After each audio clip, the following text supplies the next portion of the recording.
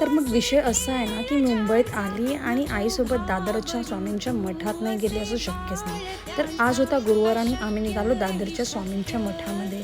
इतकं छान वाटतं ना, पुण्यातून बाहेर येऊन जेव्हा आपण कुठेतरी फिरतो ना आणि ते पण स्वामींच्या मठात यार, ते तर काही वेगळंच असतं.